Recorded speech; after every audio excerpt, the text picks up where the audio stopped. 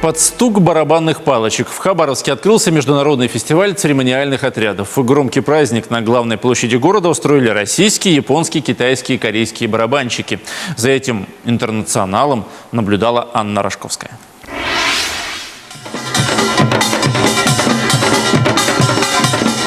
Особенности национальных церемониалов европейцы и азиаты объясняют на барабанах. Церемонно отстукивать ритм у восточных гостей принято по поводу всякого национального торжества. Европейский протокол более официален. Церемониальный отряд бьет барабанную дробь лишь по случаю важных государственных праздников.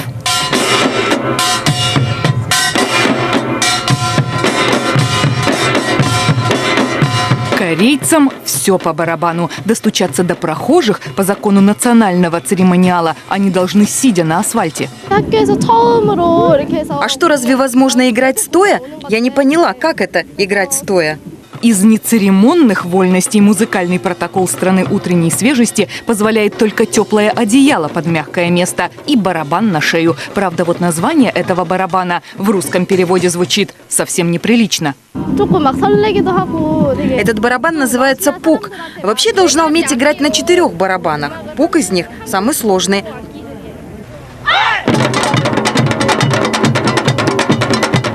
Кореянки гордятся, что из всех азиатских стран лишь у них барабанить разрешено девушкам. С китаянками музыкальный протокол не церемонится. Этот мой барабан называется тайхин, что по-нашему мир. У нас девушки не бьют в барабан, и считается, если я бью в барабан, я могучий человек. Каждый могучий китайский человек, барабанщик, обязан отсвечивать всеми оттенками красного. Дробь по красному барабану прибивает китайцу счастье. Вообще все должно быть красного цвета, и мои штаны, и даже веревки для барабана. Красный цвет несет счастье.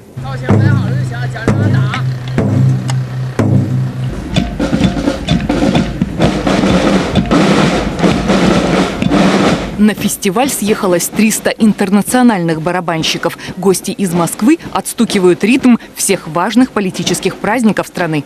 День города на Красной площади, 9 мая, инаугурация президента. Становятся люди перед зеркалом и как часики работают, пока не буду делать как один. Движения русских барабанщиков имеют весьма замысловатые названия: расческа, фея, квадрат и крест. Всего их больше 400. И импровизировать в этом виде искусства категорически запрещено. Поначалу сложно, конечно, а потом привыкаешь и легко. Стараешься в этом. Этот уличный барабанный перестук был только репетицией. Концерт пройдет послезавтра. Анна Рожковская, Вячеслав Гирич для программы «Новости».